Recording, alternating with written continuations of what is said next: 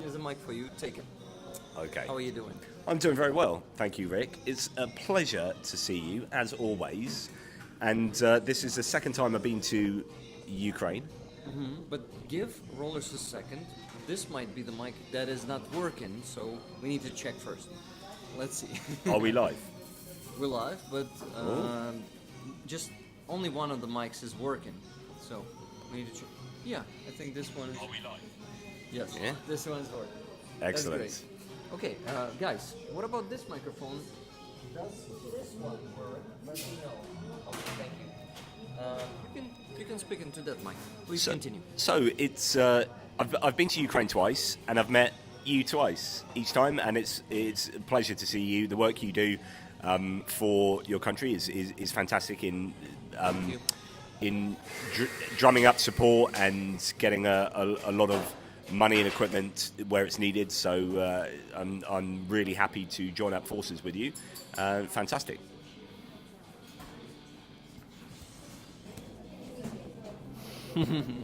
And well, it's a beautiful pin you've got on your lapel there, which is which is a drone that signifies a truck that has been donated to Car for Ukraine. They obviously are used, these trucks, for many different reasons. It could be for drones, could be for one of the trucks that we at ATP Geopolitics donated had the back removed, and they put multiple launch rocket tubes on, and that's already on the front line. They just sent back a video of the unit with the truck, which is actually fantastic. Then they can be used for logistics, for supplies, for medevacs. Yeah, and that's the one that indicates drones, and it's a beautiful, beautiful pin. Yeah, this one is. It has the RPG shot on it. Yep. And that's I would say, mostly used ammunition on FPV drones. Yeah. Yeah.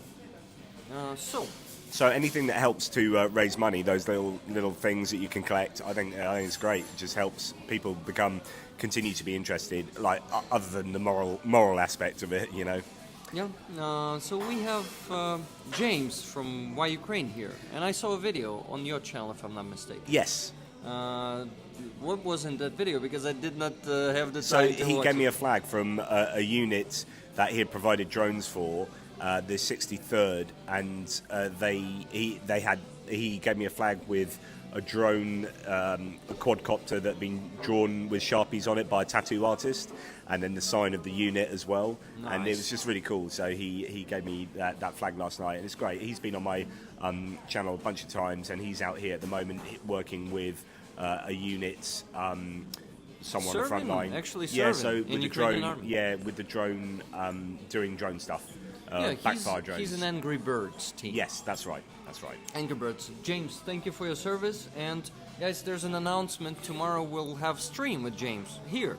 He's going to be here Oh, fantastic! on the chair that you're sitting right now. I'm warming it for him. I'm just, he's going to be the king, and I'm the person that just like warms it for him. Nah, man, you're also okay, a lord. Both of you are lords. Okay, not kings, definitely, because kings are Ukrainians who are fighting Russians there in the trenches. Yep. We should all praise them and help them as much as we can. Indeed. And they serve Ukraine, and we need to serve them. I Yeah. think actually, I just made it up, and I like it. Yep. I like it. Thank you, Johnny Nedregard, for 22 Norwegian kronas. Guys, only one mic working today, so we're going to be doing it like this. And when JF is going to be here, I need to stick to JP, JR, JF. 3 J's. But I need to remember whose J is, who has the second letter, Yeah, absolutely. Whose second letter is whose. Okay, so it says, hey, hello rollers, Slava Ukraini, Героям слава. How was your trip here? How is it going? How do you feel? What do you feel? But the mic should be closer. Yeah. So I'm just gathering my thoughts because this is one of these trips where you are. The core reason for us coming out here was to deliver trucks to Ukraine to help the Ukrainian armed forces, and then there are these secondary objectives which are to try and communicate some of our experiences back to the audience through doing videos and whatnot. And then there's like a tertiary and like a third objective, which is and this is where I worry that I don't want to be a war tourist, right? And be going around. But then I think I'd much rather come here and spend my money in Ukraine than go somewhere else and spend my money seeing some sights. And so today we were up at the funicular, which is the railway that goes up the hill, and we in the saw, center, right? Yeah, and we saw some very ornate Ukrainian churches and all these different sites, and that was that was a kind of a bit of a touristy bit, but otherwise we've been speaking to loads of interesting people with regard to the war. JP Lindsley last night, who's a journalist who's very got very forthright opinions on all sorts of stuff. I actually wanted to also connect with him, so now you have his contacts. You can pass it to me if he doesn't mind, right? Absolutely. So because I also admire his work, and I would like to talk to him more. Yeah, so we had a really long chat last night. That was good value. I've been to 2 different drone producers, sort of small startups. One was a UGV producer in Lviv, unmanned ground vehicle. It was an indestructible tracked vehicle that was incredible to see that. And in fact, one of us was put on top of it and they drove him around. It was brilliant. Nice. And we went to an aerial drone manufacturer as well and got to look around there and do loads of stuff. And also a charity called Jigger's Paw in... I would also like to meet them, and I would need a contact because I've heard about them a lot. Good brilliant good feedback, and I would like to also invite them to my show. So Irina, who runs it now, her husband, who started it, Dmitro or Dimko, Dimko. Yeah, so Dimko, he is now volunteered for the unmanned systems battalion, isn't it, or brigade? And he came and met us that night. She showed us around their place and talked to us about the work they do. And that's fantastic, and speaking to him. So speaking to all these people, and actually, it's funny, there's this weird situation where I'm a random YouTuber from the south coast of the UK, right? Come out here to deliver vehicles, and I've ended up networking on behalf of Ukraine. So we went to this unmanned ground vehicle place. We delivered the vehicles out here on behalf of Car for Ukraine. You know Ivan. Ivan was on your... And I talked about this the other night, that Ivan was like, I watched your video on the unmanned ground vehicle. Can you put me in touch with that guy? And so I hooked these 2 guys up, and now they're thinking about doing a project together. It's like, that's brilliant. And it happened there on my stream. Yeah, and it happened on... So cool. And so there's this kind of... it makes me feel like there was more use for me coming out here than just kind of, going up the funicular and whatever. So we've got the NAFO rally tomorrow where you and I are going to be handing over vehicles to different units, and then pretty much we'll be shooting off after that. But tomorrow, do you also have some vehicles to hand over from your campaigns, or it was already... That was done in Lviv. We used them to sort of shoot... No, that's Car for Ukraine. Yes, I'm that's talking right. about NAFO no. campaign. So I was just watching their last video, NAFO, and the very first vehicle handed over by Anna from Ukraine was my second ATP Geopolitics vehicle, I think. So. By the way, and you saw my first one. I saw both of them. Or both actually, of them, both of them. It was two of them on the last handover. And I also did that awesome sneak peek with Azov Soldier. yeah, that's right. And he was there. That same guy was there with Anna from Ukraine. Yeah. So they asked her to hand over that truck. That guy's awesome. His call sign is Nord. Yeah. A soldier from Azov who joined in 2023, if I'm not mistaken. He is also doing the drone work, engineering there.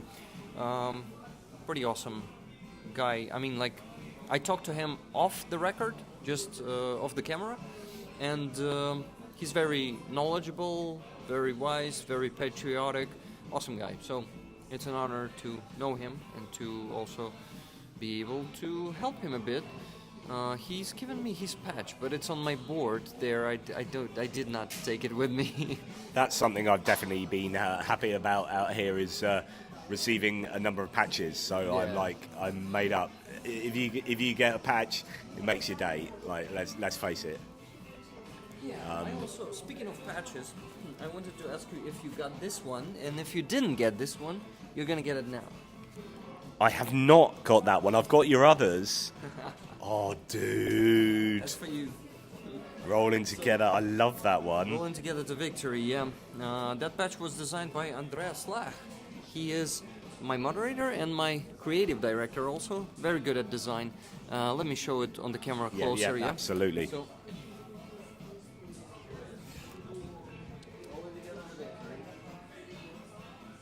okay. This one is yours now. Yeah? Thanks, man. Let me shake your hand again, you know. Yeah, happy to. Always happy to give patches to someone because that's one of the best currencies we have in Ukraine these days, and it's always pleasant to see the joy in the eyes of the people who are getting them. So really a pleasure. And do you know what? Tomorrow, because at the NAFO rally, I should be receiving my patches because I hadn't got all of them yet.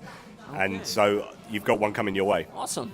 I would love to get that one because I don't know. I think the design was pretty neat. Yeah, JR, who's sitting next to you, quietly pretending not to exist. He helped design. He helped design it, so it's really cool. Good job, JR. There's his hand. So he does exist. He does exist. And if I'm not mistaken, he was doing this. Right, of course. Yeah, no, it's not happening. It's hard. Fucking MS, right? Fucking middle name. no, that's not even MS. That's just bad hands. Okay. Yeah, a lot of people cannot do that, but you need to kind of stretch it off and kind of practice, and someday it comes. You know? So let's speak to rollers. Guys, do you have questions to JP? I bet you have a lot of questions. They say fantastic patch, and I totally agree, that one. And yours too. Both of them are fantastic. Very nice, Rick. Thank you. Creative director. What? Yeah. He's very creative. Rick got this TARDIS. He's TARDIS. I know that TARDIS is from Doctor Who, right? Yeah, so it's bigger inside than meets the eye. So yeah. When you go into TARDIS, it looks like an old police phone box from the 1960s in the UK, 1950s. And you walk in there, and it's like massive inside. So I don't know what the reference is. But I don't know what does Elvin Archer mean when he says that I got mine. What do you think? I don't know. You've got maybe it's that this room is bigger than you think, and you've got JR around the corner. Yeah, probably that. I mean, good guess. So I wanted to remind people, since we started the stream and JF is still not here and we don't have our heated conversation, you know.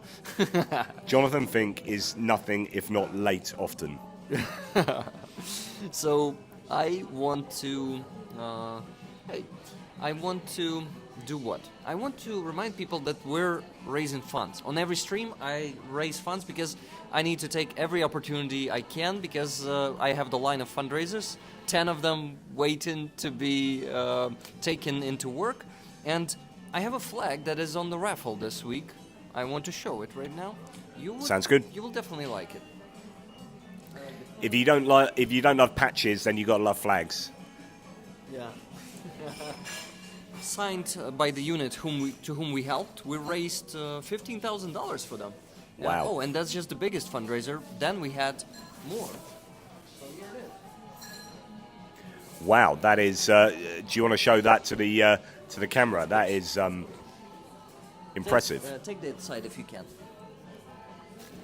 Oh, we have some helpers. We have Mark at the side being dutifully awesome. Okay, let's cover you with this. Yeah, thanks. Yeah, brilliant. Anyway, look how beautiful that is. Much better than the previous site. Guys, it is signed. You see, it's glossy, right? You call it glossy when it reflects the light. Glossy and also violet, purple, I guess. I really like this color. Thank you very much. So what unit? What unit is that? It's a separate presidential brigade. We have two presidential brigade. One of them is called separate presidential brigade, and another one is called first presidential brigade. It's so confusing. But so what does a presidential brigade? What does that mean to be a presidential brigade? I don't know why they called it presidential brigade, but it's not like the one that president have as his guard or something. That's the brigade that operates just like any other brigade. It's there on the front line, fighting, taking casualties, unfortunately too.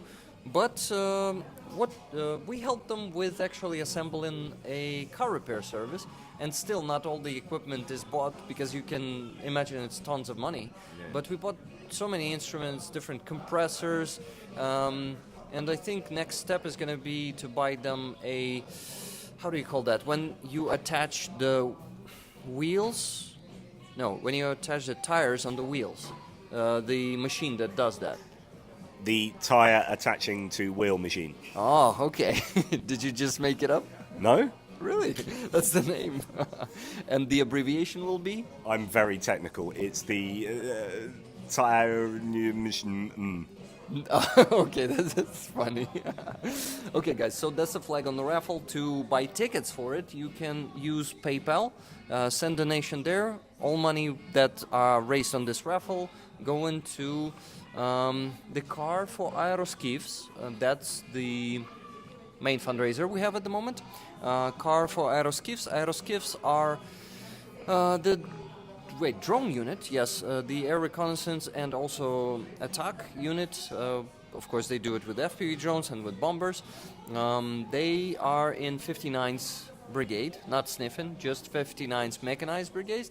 I sometimes say 59th Sniffing Brigade, just because when I say 69th Sniffing Brigade, I always, after 9th, I say that, and I really need to get it right. So, guys, buy tickets. One ticket is $10. You can buy as many of them as you want. And we got our first donation, $100 from... No problem. Maybe a napkin? I've been so ill since I've come out here. Do you think you're still contagious? No. So, 3 out of the 4 of us sitting around here have been really, really ill. Oh my God! So I have big chances to also get it. No, I think we're at the wrong end of it, but we're at the right end of it. Sorry. Right end of it, not the wrong one. And because I've got, sorry to interrupt you, but no problem. Because I've got multiple sclerosis, it meant that it really affected my MS, and there have been 2 days where I've basically been unable to walk. That's and crazy. When you're in your hotel room and you're crawling on your hands and knees to get to the toilet in the middle of the night, you're like, yeah, I'm not very well. Yeah, there's something not right here. But luckily I'm all right now. So yeah. Anyway, carry on. I'm very sorry about the fucking MS. But I think bit by bit you're getting used to everything. Of course, not crawling to the toilet, like to the bathroom in the middle of the night. But I tell you what, and I'm going to give some big love out to, well, at least these 3 here, Pierre as well, Daniel, who came with us, Dan, who left from Lviv, but he drove the vehicles out, did a Show gargantuan... your hand there, Dan, to the camera. That's Benny. So people, Benny, sorry. Yeah, so not Danny. Dan Benny. left. Dan and left. I said Danny before. Sorry, I apologize. Dan left from Lviv because he had to get back home, but he did some great driving. These guys are amazing, Pierre as well, and just I am not very good on my feet, and not as good as I was last year as well. I've got worse over the year, and these guys are always helping me with their hand and helping me up the steps and stuff. So big love to these guys. They're awesome. Anyway, that's back to what you said. So the comment from Johanna, who sent $100. Dear Rick, this money is for the ongoing fundraisers. I would like 5 tickets for me and 5 tickets for the moderators. Please, thank you so much for the stream, Rick, and 2 Jonathans. Hey, second Jonathan, we still cannot see you, but he's gonna come here. He messaged us that he's stuck in the traffic somewhere. Rick and to Jonathan, Slava Ukraini, Heroям Slava, Johanna z Finlandii. Thank you very much, Johanna. So Johanna uses Ukrainian language for Johanna from Finland. She says Johanna z Finlandii. Awesome. Thank you very much, Johanna. Guys, please follow Johanna's leadership and donate money to my ongoing fundraiser for the car. And there's going to be an additional fundraiser by the end of the week. Probably for a night vision or a thermal. No, not a night vision. Thermal scope. Night vision is much more expensive. The thermal scope, I can take that one into work without without it standing in line, since it's not super expensive. We are at That's the how I moment do it. in Coffee Records, which is this cool coffee shop that's made to look like the bar behind. It looks like a sort of old school stereo with speakers and whatnot, and it's just very cool. I just want to give respect to the fact that The Cure are playing in the background, and Yeah. big fan. Yeah, so such a stylish music here is playing always. It is mostly the music from 70s and 80s and maybe 90s also. Hey, there he is. The Fink is here. I see him in person for the first time, actually. Oh, hello. Yeah. It's a beautiful thing. Mr. Fink, how are you doing? He is here, the one and only, always late, Okay. always late, always out of breath. You gotta take the mic. Whenever do you're that. ready, maybe you also need Is to. this going out live? Yeah, it's already Yeah, live. it's already live. Hello. Hi. Do you have your mics at all? I do have some mics, yeah. How was those work there? What mics do you have? Because we have only one working, so maybe we can Yeah. use yours Have some instead of mine. Little Hollywood kind of guys. They're not perfect, but they're okay. Okay, let's see. What's the type of connection it has? So, this can stick into an iPhone. That sticks in an iPhone, and then we have two. Do you have another type of iPhone? Because I already have Type C. Afraid not. So we're working with one mic today. Yeah, I think I left that in my camera bag. I think we might be out of luck here. Let's see. See if I have some gadgets and plugs and stuff. Sorry, all my interviews today are running late. That's okay. So I'm just a little bit behind. We still on have everything. an hour and a half to do this stream with you super guys. cool. So plenty of time. Yeah, we don't really. We got this little plug-in one, but Yeah, cannot help. it's not. It's not. That's okay. I don't know what's that. That's a strap, isn't it? Yeah, I think so. Wait. Here we have the Yeah, absolute. yeah. This one won't help us. We have the absolute chaos of Silicon Curtain live. Total car crash. Right, never mind. Hi. So no, you stay there.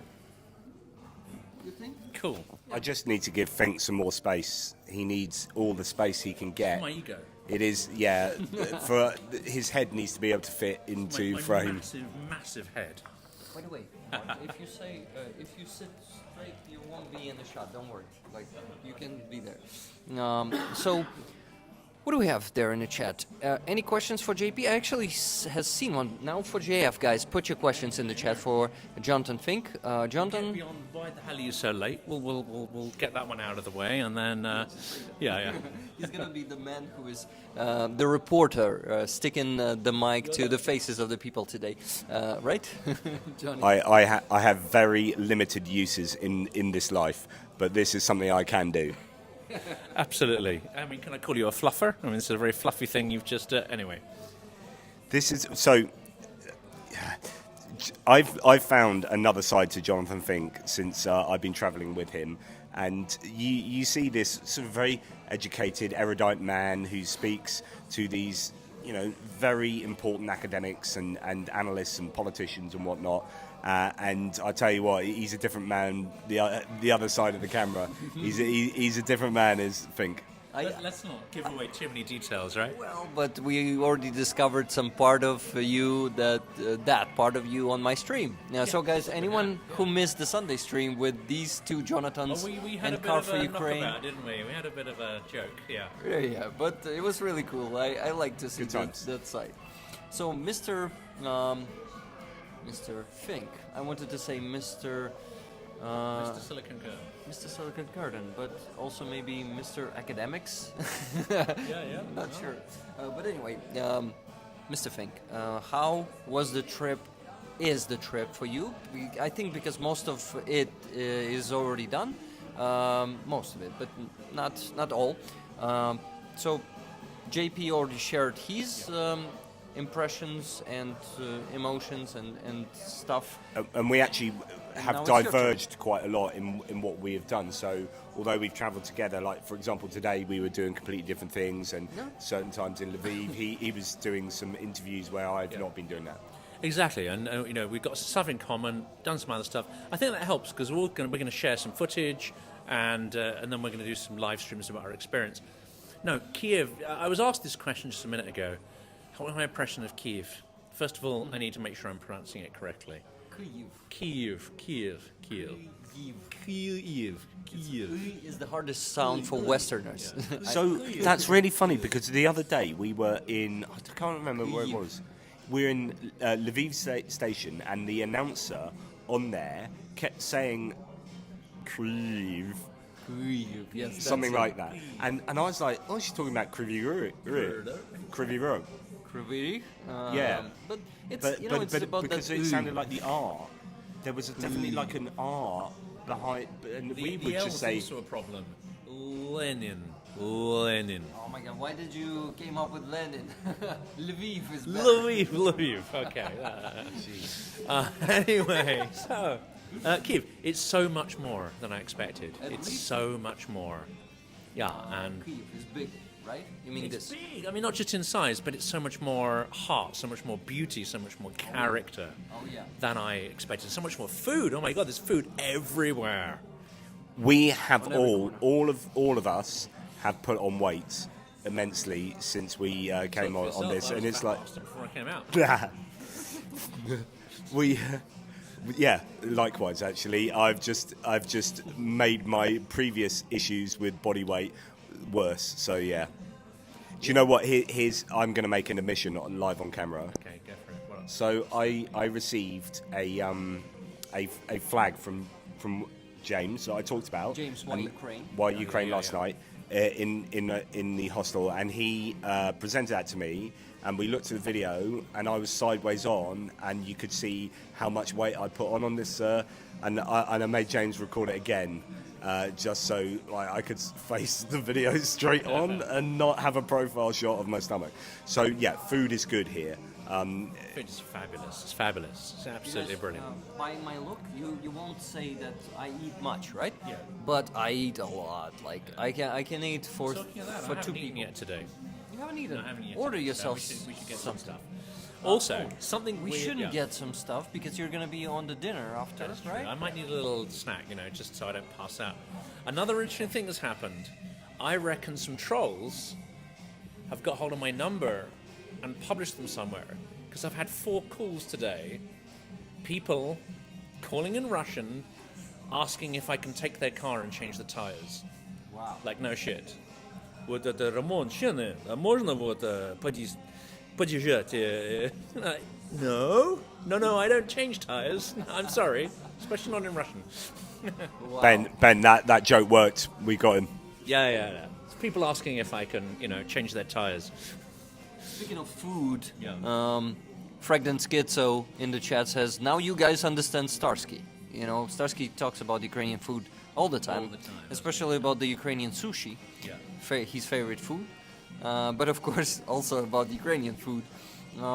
What is your favorite Ukrainian meal, JP?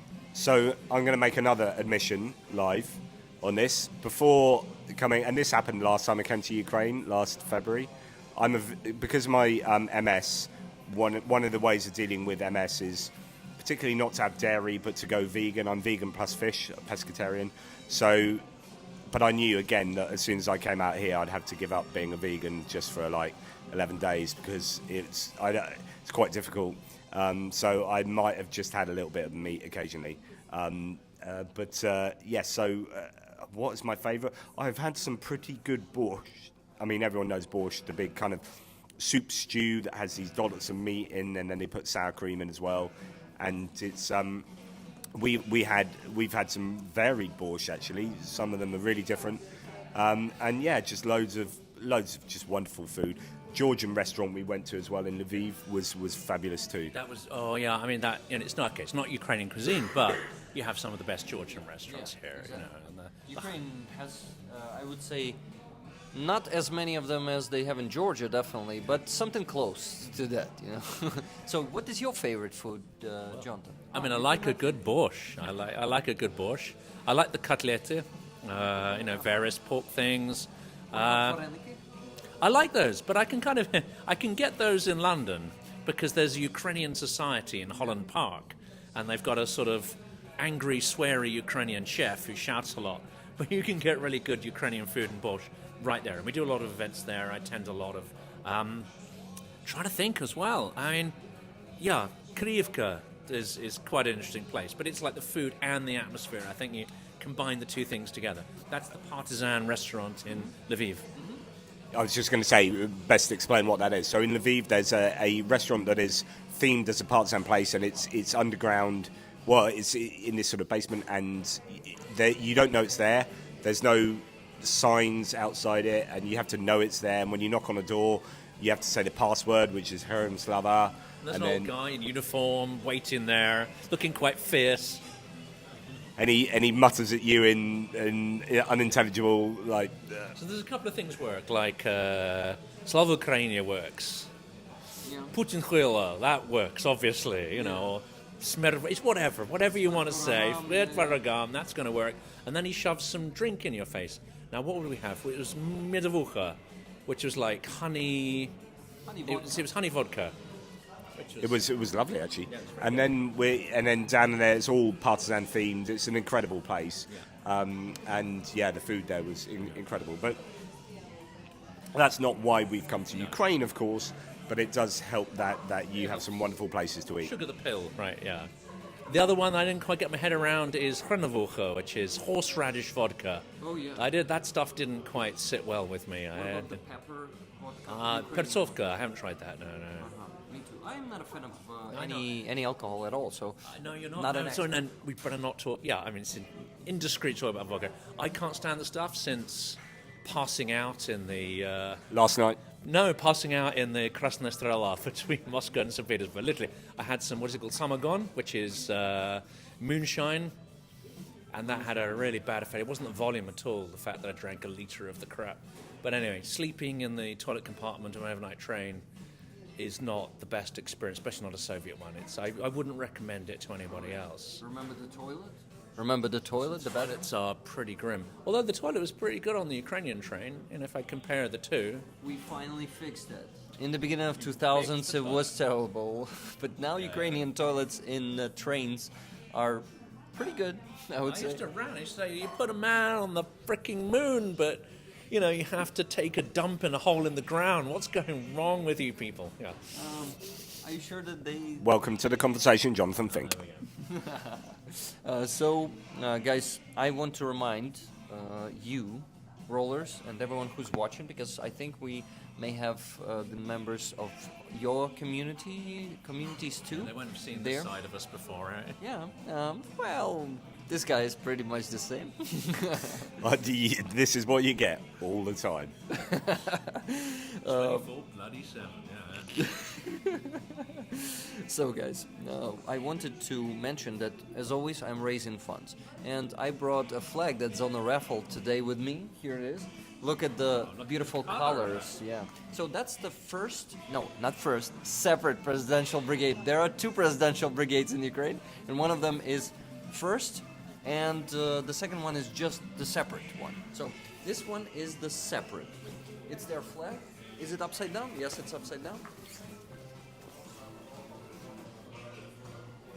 That's just for Jonathan right now. Let's get that. That's fabulous. Yeah, we've got that. Love it. Okay, so now let's show it to the viewers so they can donate and get some raffle tickets for it. A bit higher to show all of it. Before you could come all the way to Ukrainian trucks, you guys can put a decent bid in against this one. I'm here. Just like some magic trick. We'll lift it up and Jonathan will have disappeared. Whoop! Yeah, and lift And it everyone down. will breathe a sigh of relief. Lift, no, wait. Lift it down, and he's not here. That's it, yeah. Woo! Oh no, it's still there. Didn't work. Yeah. Didn't work. Yeah, so it is also signed by the soldiers, obviously 4 signatures here. How many on your side? We've got 1, 2, 3, 4. Got at least 4. 5, 6. 5, 6 maybe. Wait. Oh, no. 2, Yeah. 3, 4, 5. 5. And there's a red one here. Is 6. that? I can't Yeah, quite see that, yeah. it's also a signature. So, My eyes are a little older than yours. hey, so. 10 soldiers signed this one. Guys, we held them. Oh, you can see the red one from this side. So, yeah, that's something that is Color as well. of awesome color, good quality.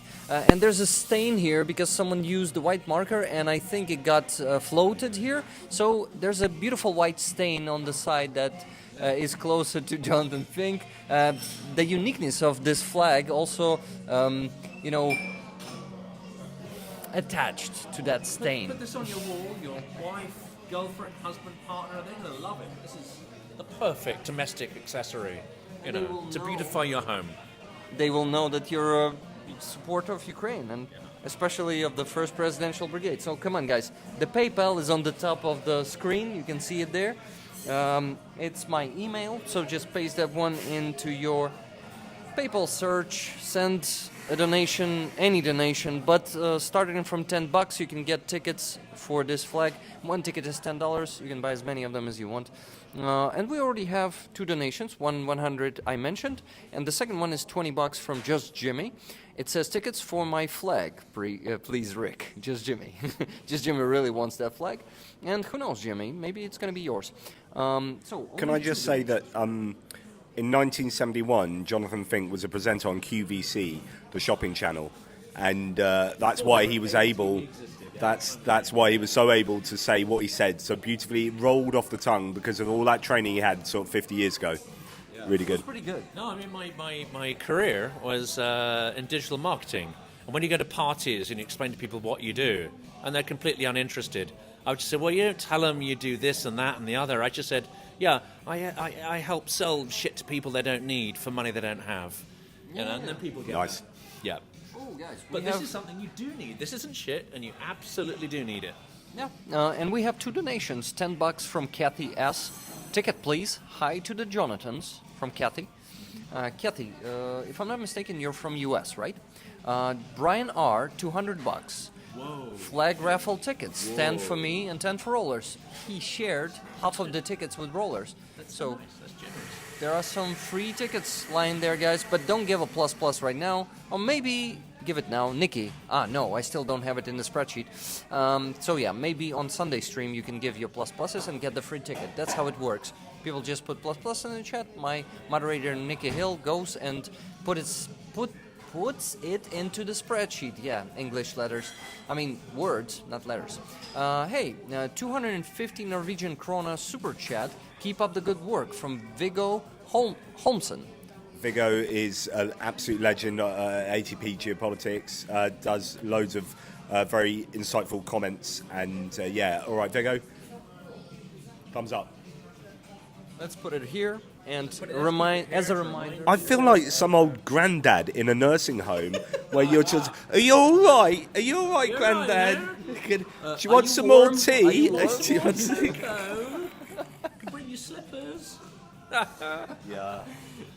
Okay, sorry. It's not an easy job, right? It's not. Another couple of years, this YouTube blog, I think we'll both be in some kind of, dementia home or institute. Yeah. Okay, guys.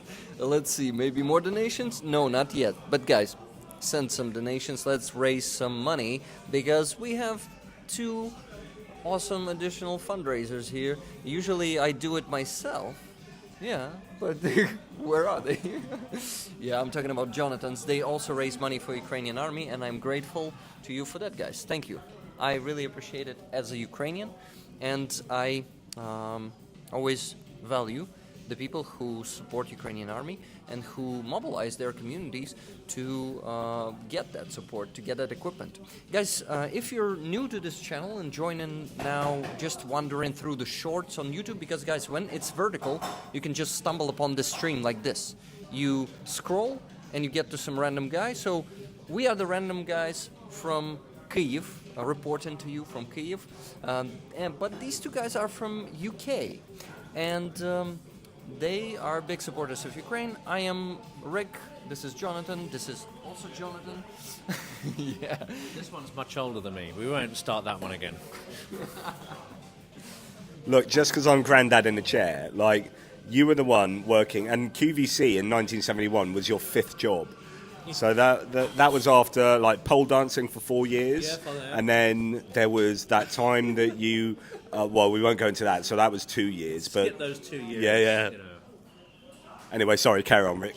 He needs them. Unfortunately, there is a point to this because, people ask me why I'm doing this, why am I so interested in Ukrainian victory, and I have to admit, and we've talked a little bit about this, I've been to the other place. I have spent time in Mordor, and I've traveled quite extensively there. The trouble is, I'm meeting all these activists, even people who are involved in Maidan, even my friend Rick here, I know what he's going to say when I mention this. My first time in Moscow was 1992, and I'm probably guessing you might not have been born yet. No, I'm actually 1991. There we go. I was 1 year before. So You are showing your age, my friend. I've been studying For 37 years by that stage. I've been studying the pathology that is the Russian Empire and the Russian mindset from, I just realized since you were one. Yeah. pathology actually has something in similar. Come on. Yeah. Oh, JP, sorry. don't forget about it. You're I was also amazed by your voice. You just drew me in. Sorry. Grandpa was snoozing. Grandpa is just getting warm and cozy. sorry for those jokes. But it's so hard to not play along, especially when you're started yourself and then said that. Absolutely. But guys, I wanted to You were talking about pathology. mentioned that pathology sounds similar as pathetic. So when you said pathology, I was like, does it has something to do with how pathetic Russians are? That too.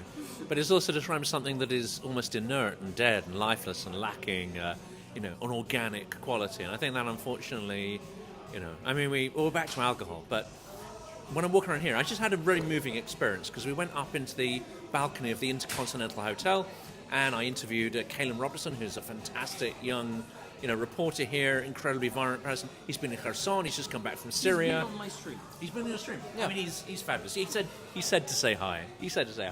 But we went up on the balcony of this hotel, which overlooks this incredible blue church. Which name? Is it St. George's? The incredible blue church with the tanks outside. The Mikhailivska. Mikhailivska.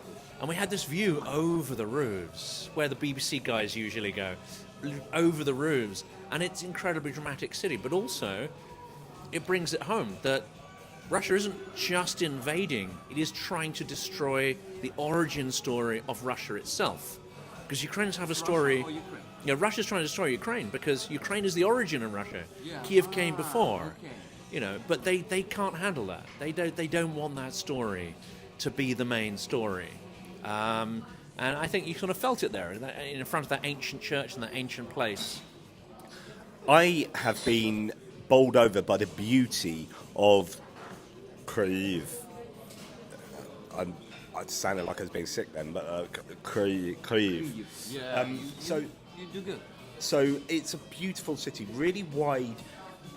Two things I've noted: how wide the streets are. They've got tram lines, but really, really not just like wide like some European cities. It seems like the roads are far, far wider. They are cobbled invariably. Many of them are cobbled. Rather like Lviv is also cobbled. And rather like Lviv, the architecture is grandiose, it's ornate, it's beautiful, solid, but also with these flourishes and the colours. So in the UK, this is something I really noticed, that as wonderful as the architecture is in London, some of these historic places, all of our historic buildings are generally grey. Like, they really are. And actually, here, every building is like a pastel colour, even it's a dreary day today, and all week's been fairly dreary, the weather. No sun. No, but it's still there's a real beauty and impressiveness to Kyiv, and I think it's a lovely here and Lviv, lovely cities, as I'm sure many of the other ones in Ukraine are too. Look at JP Master in the letter U, the Ukrainian one. Kyiv. Kyiv. Yes. Kyiv. That's the sound I make every time I see Jonathan get up in the morning. Like, yeah, I get it now. The sound I make when I get up from a chair. Yeah. Okay. Greg is in the chat, and he says, Greg Terry. He says, Greg! All right. Greg. So he says, now that's an awesome crew. Now that's an awesome crew. I think like that, right? Right. Greg, it would be even more awesome if you guys were here as well. So can I give a big shout out to Greg and Zhenya? Of course. So Zhenya is Ukrainian, brother in arms. Greg and Zhenya sorted me out when I was really ill in Kyiv and was needing possibly some medical attention, and they sent someone around with a bunch of pills for me, and I really appreciate that because Zhenya was on the video call with me, just beautiful people doing beautiful things. So thank you guys for looking after me from a distance. Guys, we have 3 more donations. First one is from this guy that is sitting behind the camera. His name is JR, $10.03. Thank you. Guys, I think it's one of the few times when I can actually shake the hand of a person who donated personally right at the moment that I noticed the donation. Thank you, JR. So then $100 from Danielle. Danielle, thank you very much. It says 6 tickets and 2 each for the Jonathans. I am so honored. Congrats, guys. We could win this flag. Yeah, you can win this flag. Yeah. I am so honored to share my coffee with 3 awesome legends. Love from Montreal. Thank you very much, Danielle. We love Canadians. Yeah, we do. We do. $20 from Martin Bissig for my flag. Just Jimmy. Okay, so he was answering to Just Jimmy. Just Jimmy donated $20 and said raffle tickets for my flag. And Martin Bissig says for my flag, not yours. Could be. Better buy more tickets if you really want to win it. I think you'll find it's my flag anyway, so... Right now it's he's definitely. It's whose legs is a flag on? Answer that, boys. Nice one. So there was something I forgot to mention is 5 gifted memberships from Tuna Ottoson. Oh, legend. Legend, yeah. My moderator, great supporter of Ukraine, great supporter of ATB geopolitics. She's a fan of your content, man. You're a very philosophical figure, and it plays important role in Tuna's life, I think. So, Tuna, thank you for those 5 gifted and for being such a great supporter of Ukraine. Thank you very much. Hugs. Tuna was here last year already. Wow, it's 2025 now. So she was here in summer for a week or 2. Tuna, was it a week or 2? I don't remember. But yeah, we hang out. And it's even better in person. So rollers, I always encourage you to come to Ukraine, and I always am offering you some time together, just show you around Kyiv, show you some good coffee shop, and maybe make a stream with you, because I always like to interview supporters of Ukraine. You can be not even big YouTubers like these 2. You can be just viewers. So it doesn't matter, guys. I'm an easy to approach guy, and I like to keep it that way. And because, I don't know, I like to meet new people. I like to bring their stories to the world, because stories of people who are active, both politically and, aid to Ukraine, it's all very important to hear and know about. And people who say, oh, I have not much to share, they can share not the most, but a lot, I would say. And for example, on Free Azov, I usually come to people and I start talking to them, and they're like, I have not much to say. And I say, just whatever you want. They start sharing. There was a girl who, for example, spent the month in occupation in Irpin in the beginning of a full-scale invasion, hiding in a basement, and Russians didn't find her, because if they found her, they would rape her, definitely, and probably kill her. But then, what she did, she adopted 2 kids, twins, and she's raising them now. I think they're either 6 or 8 years old. She's raising now. So the girl who thought that she has nothing to share shared an amazing story. Parents killed of the kids. Yeah. Yeah, parents were killed and the kids were adopted by her. But I'm not sure if they were killed. I would not be, how do you call it? Precise, certain of that. But that's a possibility, yeah. And she now is raising orphans, former orphans, and it's so inspiring and admirable. And she's a great. If I'm not mistaken, her name is Svetlana. But I meet people like that on Treazov rallies. So, damn, I'm honored to do that work and go there every week. Well, what are your impressions? It's humbling hearing those stories, because obviously normally I'm speaking to people like this guy, experts, and this guy. No, but speaking to real normal kind of people is extraordinary.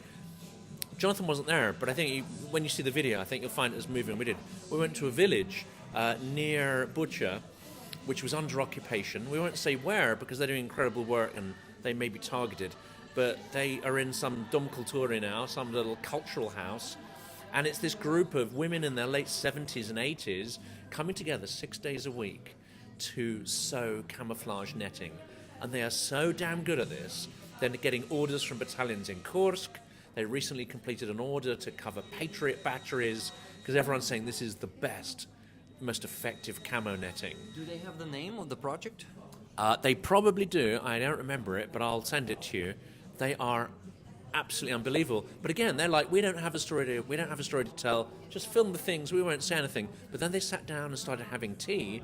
They were all under occupation, and they were describing their occupation stories. And of course, the stories are incredible and horrific. And they were saying our village was really lucky. Our village was lucky. No one was raped. 15 people killed. They said, only 15 people were killed. That's lucky when you compare it to the neighbouring village, where you can imagine the horror.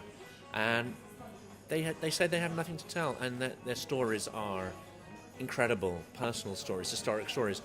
But these are also the stories that the media don't focus on. And I think this is the real sort of tragedy of this. It's like, yeah, well, we've already filmed one. We've been there, we've filmed that, we've done that, we're moving on to something else. I think these stories need to be told and retold and retold. We need to find every way we can to tell these stories and keep telling them. Because without that, no one will understand why Ukrainians are resisting, and they won't understand what they're resisting and what the alternative is. If they're overrun, they just won't understand the depth of horror that faces Ukrainians if they don't carry on fighting, and the depth of horror of people who are under occupation. Occupation is not peace. Occupation is not justice. It's living under the Russian world, which is a never-ending horror. It's an Orwellian boot on your face for eternity.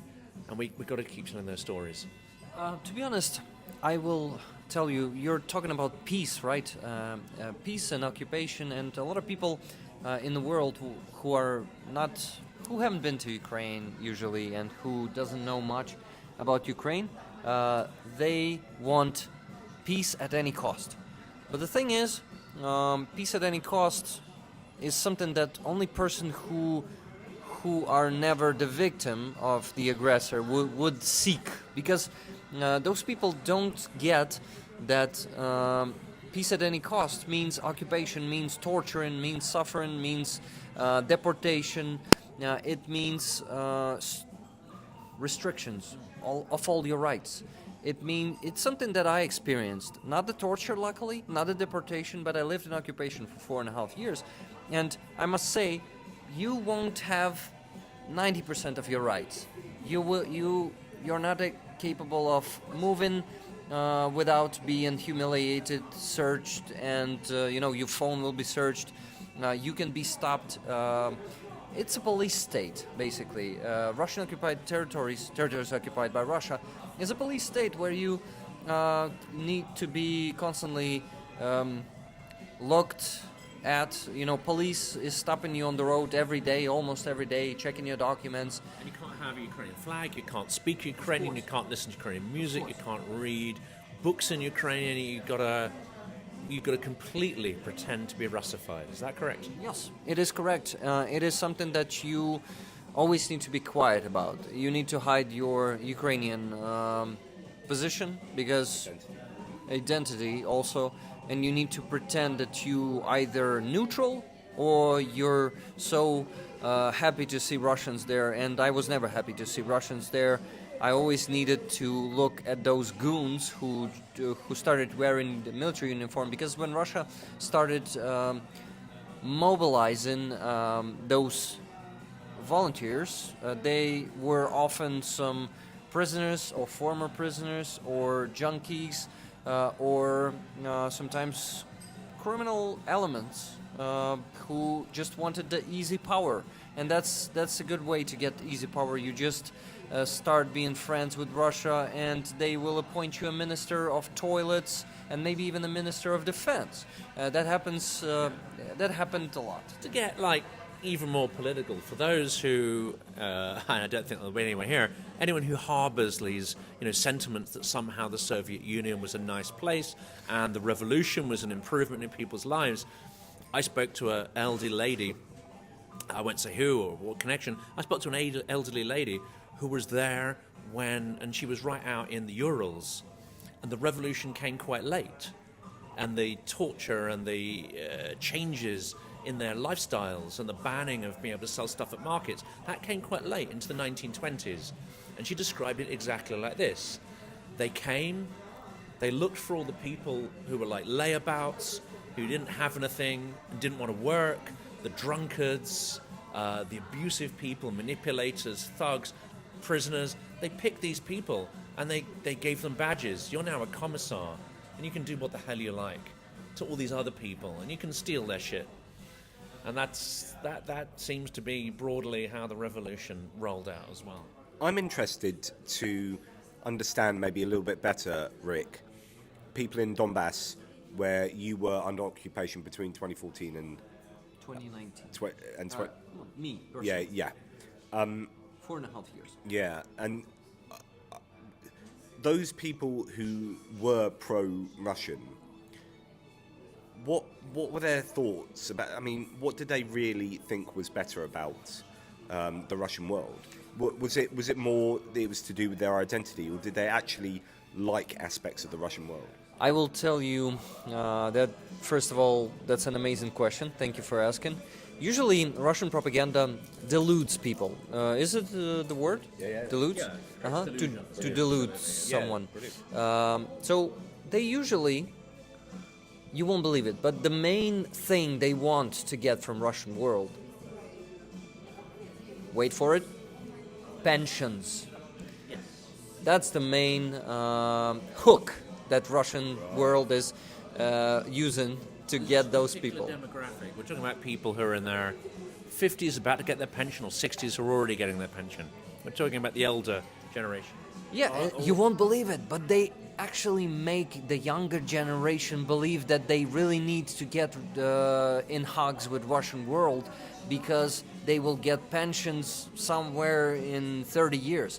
I had a situation. It was 2014. I worked as an engineer of the automatic firefighting systems in a big, well, we had different clients, but one of the clients was Aqua Park. Big Aqua Park in Donetsk. We had the first one that was covered with a dome in Ukraine. So it's a huge Aqua Park with a huge dome structure, and actually part of it was opening up. Half of the dome was opening up. Donetsk was a very developed city with objects, not objects, we call them objects in Ukrainian, with places like that, with different attractions, entertainments. Yeah, leisure entertainments, yeah. So I worked there with a guy who was a part of the Aqua Park team, IT guy. Seems he needed to be smart, right? IT guy. But he told me, I want Russia here because they will give me good pension. And he is 22 years old or something. That's fucked up, but that's how Russian propaganda works. It gets into the minds of even young people too. Unfortunately, it hooks them with some actually not real things, because pension in Russia is not the best. It was a bit better than in Ukraine at that time.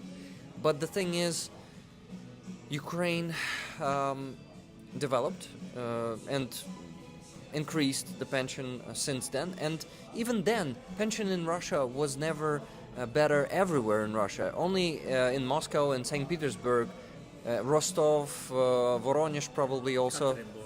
Yekaterinburg, only in the centers. But in most of Russia, it was shit. And they've created that narrative, and they started spreading it through simple people who were bragging with their good pension and just saying, that Ukraine, you're starving there in Ukraine, and here in Russia we have such pensions. And it got into the heads of the people. They were like, but to be honest, it was not the majority of people who believed in Russian propaganda there. In Donetsk, in particular, I would say it was even less than 50% who believe in that shit. There was a big group of people who did not want anything, and they did not care. What percentage of people in Donetsk now, the city now, do you think would be pro-Ukraine? It would be. It would. What do you mean? Like in the city of Donetsk, so long being occupied now by Russia. Would it be pro-Ukrainian? What percentage would be pro-Ukraine? Or would be relieved to be the problem, liberated? Guys, the problem is not only from Donetsk but also from Luhansk and Donetsk Oblast and Luhansk Oblast. I would say 50% of people from those oblasts left in 2014, 2015, and later. Because I left in 2019, but it's inevitable. If you that's what I mean. So, like, the idea for me would be that, unfortunately, for many of these places, the people who are pro-Ukrainian have left there to go to other parts of Ukraine, and so when these places, if they were, and we can argue about whether this is at all realistic, but if the Donbass and Crimea were to be liberated, actually, is it that most of those people are people that have been brought in from Russia anyway, Crimea particularly, but also just the people that are left are naturally more pro-Russian, then they're brainwashed continually, and so actually there are relatively few people who would be ecstatic about it being liberated? I would, in my opinion, about 20% would be welcome in Ukraine, because it's still a big percentage. In my opinion, considering that 50% of population left to Ukraine, of the remaining 50%, about 20% will be pro-Ukrainian still, because a lot of people are just hiding their opinion there. And you cannot hear often Ukrainians saying that Russia should be in occupation, because it's dangerous for them and for their families. But I think at least 20% will be happy to see Ukraine liberating them. But unfortunately, about 80, in my opinion, not all of them are pro-Russian, but majority of them is already brainwashed to be pro-Russian, because Russian propaganda is working there for more than 10 years now. And to be honest, more than 30 years, because they started doing that since Soviet Union collapsed. Almost immediately, Russia started planning to invade, occupy, and brainwash Ukraine and make Ukraine part of their Soviet Union again. So the thing is, I think a lot of them will be pro-Russian, and the thing is, when Ukraine is going to be liberating that territory, a lot of them will leave, like they left Kherson. Remember when Kherson was on the brink of liberation? A lot of civilians left. I would say most of the pro-Russian elements, they were afraid that Ukraine will prosecute them for helping the enemy, or just, some of them were not to be prosecuted because Ukraine doesn't do that to the simple citizens who lived in occupation and who did not cooperate with Russia and who did not take part in any war crimes. Collaborate, yeah. Yes, collaborators. So if you're a collaborator, then you need to get what you deserve. You need to get justice, and that's sentence in prison. But if you just lived in occupation and did not help Russians to commit war crimes or build their institutions, then you have nothing to worry about. And a lot of people will be leaving because they're collaborators and they want to save themselves. They will be leaving to Russia. And a lot of people who just being brainwashed by Russian propaganda that Ukraine will be prosecuting them even if they did not collaborate, they will also leave. So we won't have that many pro-Russian elements after liberation. That's a good thing. So I think it's not that danger for Ukraine in the future and for citizens who's going to be living there in Ukraine. And a lot of people who are brainwashed by Russian propaganda will be de-brainwashed. That's Again. a slow process, though, isn't it? It takes maybe even decades long. Yeah, that's a problem. And some of them will never be de-brainwashed, and they will always think that they were right. That Russia was right. This is the question I want to ask you, because I won't, again, give too much detail, because I don't want the person to identify themselves. But I know a lot of displaced people in the UK. I know some that were displaced, but they've actually found jobs because they had fluent English, or they had particular skills. They could work in offices and so on. And I had a really long chat with one, and she's got a kid. Her husband, I think, has either come with her or stayed behind. I don't know. She was saying, right? I said, why didn't you stop in Kiev? Why didn't you stop in Lviv? And she was like, she says, you know what? But because there's a Russian speaker, and I'm in these chat groups, and they just told us that actually we'd be beaten up in Lviv, and our kids would be taunted in school. We speak Ukrainian, but obviously not perfectly, and they'll know where we're from, and we'll get beaten up and harassed. That seemed to me, I've seen no evidence, and I've heard no evidence, being on the ground in Lviv, that this is true. Is there any of that going on, or is this perhaps a narrative that is seeded by Russian propaganda to try and, force them abroad? I actually have an answer. Ukraine, actually, what do we have there? Right bank of Ukraine. The further to west you go, the more aggression towards Russia you will get, because you've seen the Lychakivsk cemetery, you've seen the Martian field, you've seen how many sons and daughters of Ukrainians from those regions are giving their lives to defend Ukraine. And the aggression towards Russian language, towards Russian culture. No one wants to hear it. No one wants to hear the Russian language, and that's but the problem, yeah. There's going to be mocking, there's going to be some verbal aggression, like don't speak Russian, speak Ukrainian. Yes, that may happen, but no one will ever beat you up for speaking Russian there. I think that is totally an element of Russian propaganda. But yes, we got to admit, aggression exists, and aggression exists here in Kyiv. I'm one of the elements of the aggression, because when I sit here and I hear Russian language around me, I want to say, why the fuck everyone is speaking Russian around me today? Like something like that. But But if it's like a mother with her kid or whatever, and I've heard quite a few people on the street speaking Russian. I've heard mothers with children. I mean, I didn't see anyone, look twice at them. They just do their thing. You see, I personally switched to Ukrainian, and I don't like to speak Russian or to hear Russian around me, but not all people understand that, and I kind of try to empathize that and try to not be too harsh to them.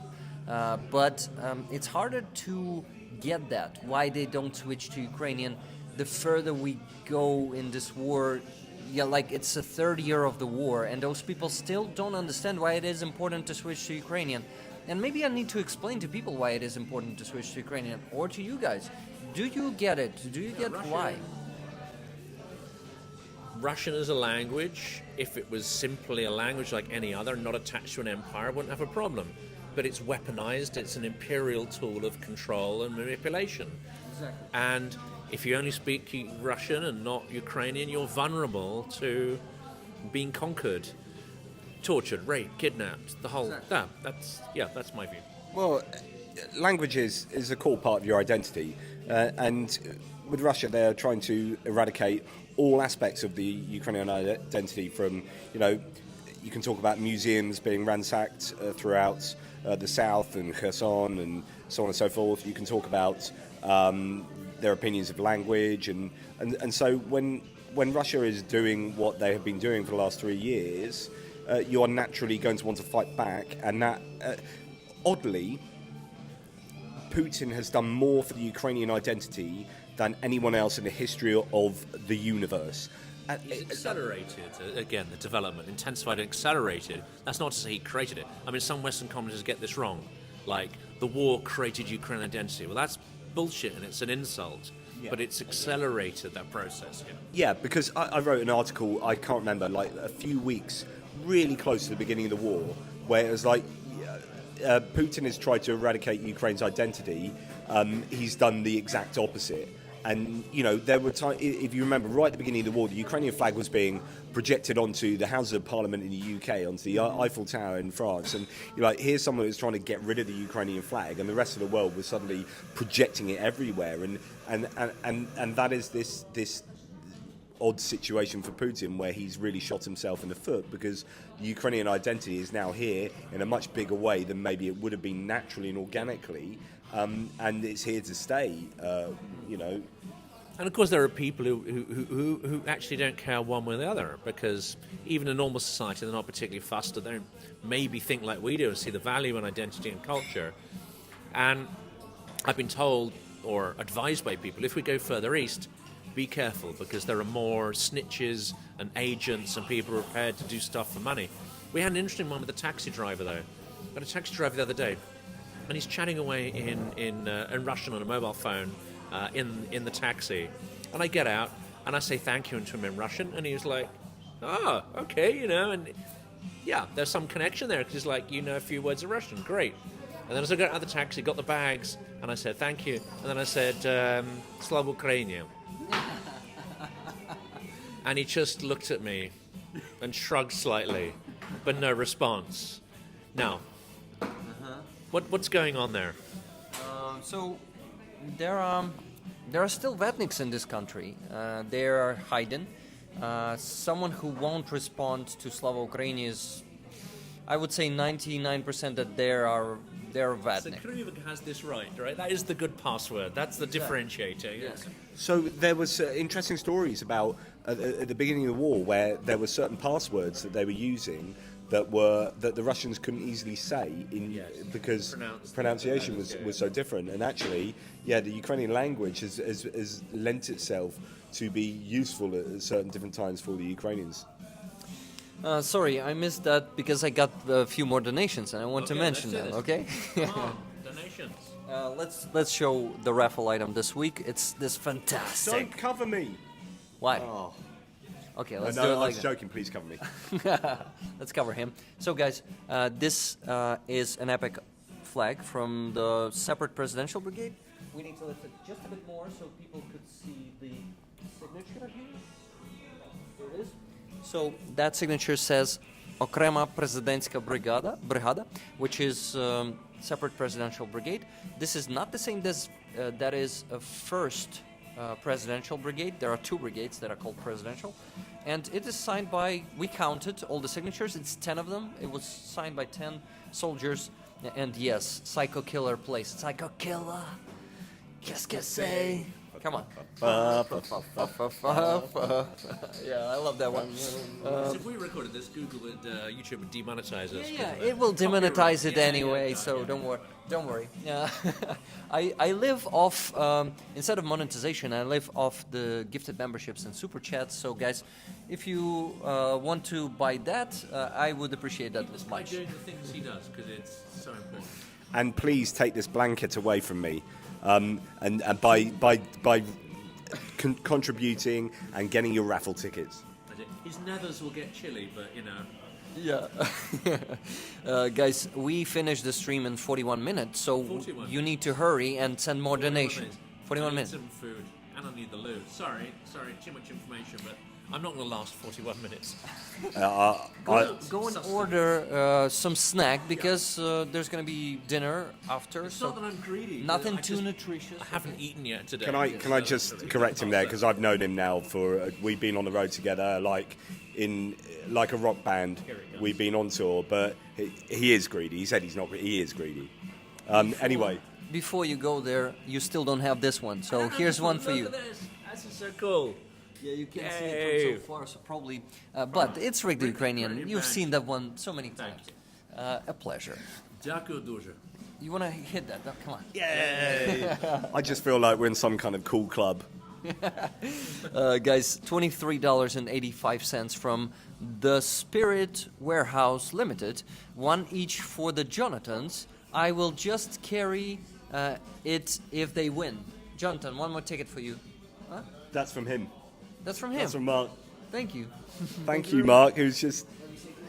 Thank you for the donation. So Mark is a legend. He's been helped doing a tremendous amount of driving the trucks. Like, honestly, lion's share of the driving, as far as, like, I was with him in this beast of a L200, Mitsubishi L200. And he's got this little whiskey shop back in the UK. So for any of those people in the UK, check out Little Whiskey Shop in Stockbridge and buy yourself some gin, whiskey, wine, ports. It's all there and it's all fabulous. The Little Whiskey Shop, Stockbridge. Yeah, Mark, thank you for supporting Ukraine. It's nice to meet you, and thank you for your donation. $80 from Johanna, z Finlandii, which is from Finland in Ukrainian. Johanna sent $80 saying, "Dearest Rick, some more money towards the ongoing fundraiser. 2 tickets to JP, 2 tickets to JF, 2 tickets to JR." Yay! The cameraman, and 2 tickets to me, please. Awesome, Johanna. Pretty fair contribution. 3 JRs and 1 J. E. Johanna is also a J, so she's the first J in your group of Js. Now we have 4 Js here. The blanket is falling off. Be careful. Thank you, son. Okay, maybe a bit more up. Okay, so thank you so much for the wonderful stream. Slava Ukraini, Heroям Slava, Johanna z Finlandii. Thank you very much, Johanna, and everyone who donated today, guys. You still have the chance to donate. 38 minutes left, so please do. This awesome purple flag with gold on it, and some black and white signatures, and 1 red signature by the soldiers, and 1 just remarkable white stain there. That is from the marker that obviously leaked there on the flag. Authentic, yeah, guys. It's something unique. You see how good we're getting into the sales, or in sales. Okay, guys, no donations yet. Maybe on my base. Base is... Do you know about the base? So, Ukraine has 2 platforms, actually 3 or 4, but I use 2 of them, that are analogs of Buy Me a Coffee and Patreon. Subscription service where you can make one-time donation to, and people can subscribe to that platform to support me monthly. Like every month, their card will be charged, and I will get the part of my salary. So, guys, if you want to support my work, Base is a great option. It's by Monobank. Have you heard of Monobank already? indeed. Here's the QR code. It is also invented by Monobank. You can just buy... No, not buy. Was a QR code invented by Monobank? No. I think it was invented by some engineers, whatever, in the world. What is quite interesting in Ukraine, we all know that Ukraine is quite technologically, forward thinking. There are a lot of techies out here. Before the war started, a lot of computer games and apps were developed in Ukraine, and continue to be as well. But it's interesting how so much, everywhere we go in Kyiv is about, you buy your coffees or you get your meals, and then you scan the QR code and you pay it through the QR code, and that is just the done thing.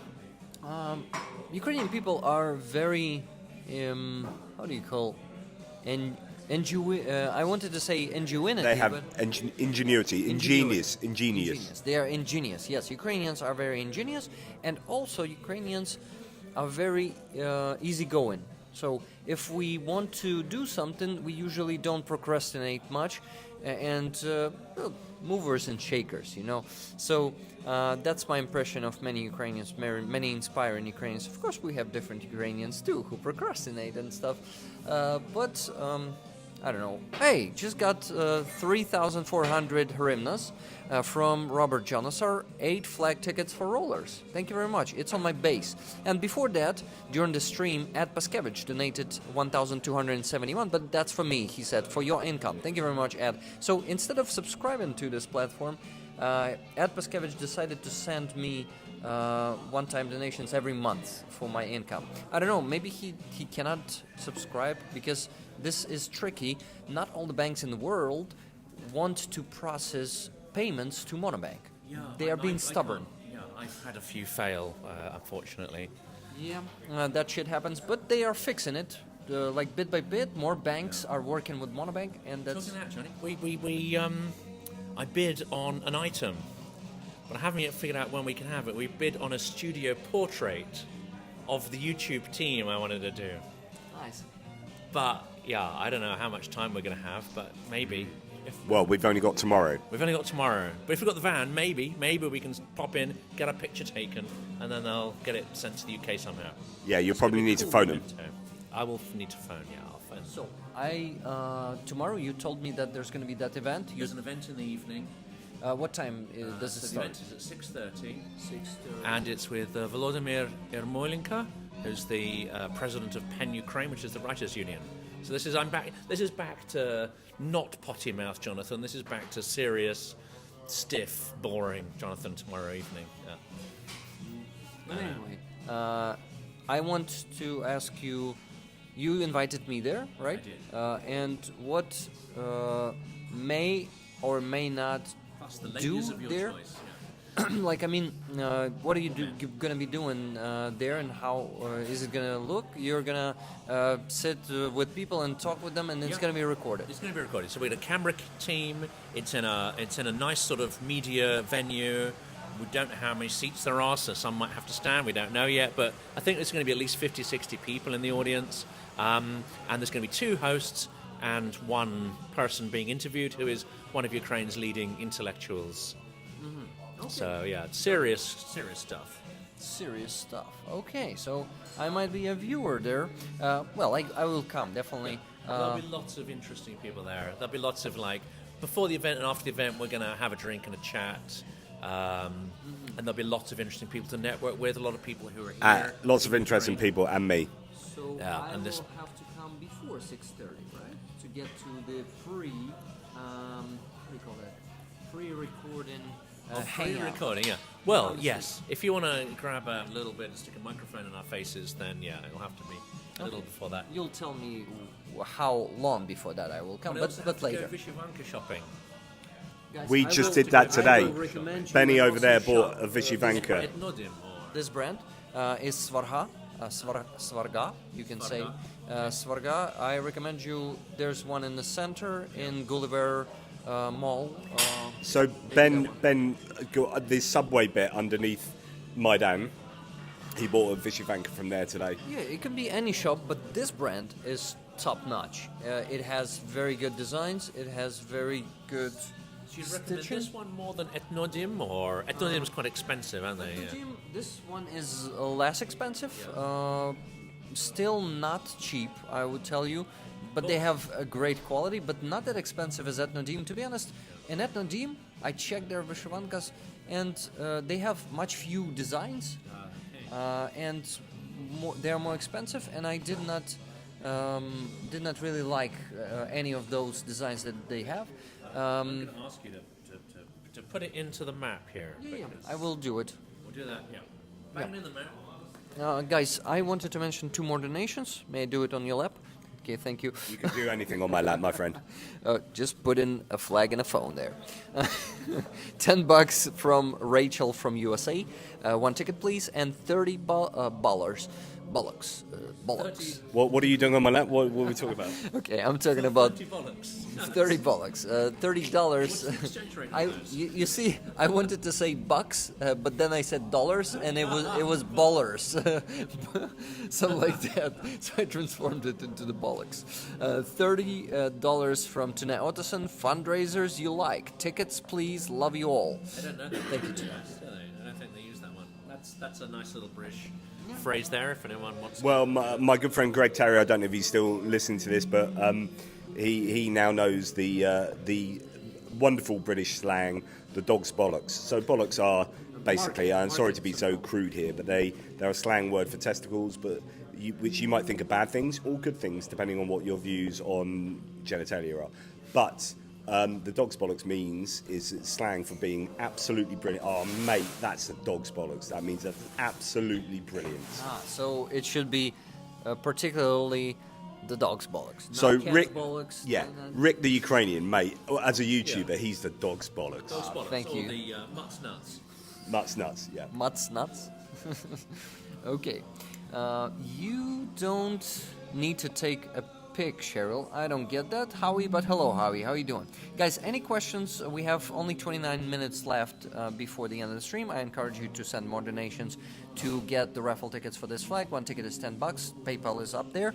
But before we go, Carry on. we go, you need to ask questions of these two gentlemen. Will you call yourself a gentleman, JP? Me? Absolutely not. Absolutely not. Jonathan Fink. I guess. I mean, yes, but no. I mean, that's not. So I when think of myself. you're doing how you call it, the boring, Jonathan Fink, Oh, the boring. which I don't think you're boring. You're just academic. You haven't listened to him enough. I'm not. I'm not even academic. I'm not a journalist. I'm not a journalist. I'm not an academic. I just talk in this boring, monotonous fashion and have grandiose ideas. No, I mean, I talk in the way that's natural to me, even though that's not natural to everybody, and not everyone, necessarily connects with that. That's just. Well, you've got qualifications in Russian, so obviously. I've got an MA. Yeah. in language, literature, and history. Guys, I want to mention. All that. He doesn't want to hear that. No. I was just distracted. It's really hard to be the host of the show because you need to read the chat. You need to listen to your guests. And you cannot do that simultaneously. Oh, by the way, that's an awesome banana pie. I had to do this. Great idea. This one is out of charge. Let me connect it. I'll take over hosting if you want. Please do. Anyway, what other anecdotes of this? But I wanted to mention Philip Oward's donation that I forgot to mention before I connect the light back to the power bank. It was 10,000 hryvnias, guys, which is, just a second, 240 approximately dollars. Thank you very much, Philip. It was raffle, please, Rick, 10 for Lynn S. The rest for me. Awesome, Philip. Thank you very much, and I hope you're still there in the chat to hear that, to hear me mentioning your donation. It was before the stream. This is why. Yeah, hey, some pictures for Instagram by Jonathan Take Fink. pictures of my food, yeah. Pictures of food. That does look insanely good. Try some. No, you're right. Wow. But I would recommend. That one This is like, if you haven't been to Ukraine, and specifically this cafe, this is probably the best cake I've ever had in my life. This is amazing. Huh? Idealizing Ukrainian food is so cool. Literally, my mouth is watering. Fetishizing Ukrainian food. So, Johnny, So yeah, I was going to say, thinking about other anecdotes of the trip here. I mean, one thing we've got used to is being woken up multiple times at night due to air raid sirens. In fact, I was recording a video this morning of my hits and losses, my daily update video that I hadn't done for a few days actually. And in the middle of recording it, my phone, I've got the app on my phone for the air alerts, and it shouts at you. So the setting on the app by default is that it goes beyond the top volume of your phone. So most phones, I believe, can go louder than what your top volume would be.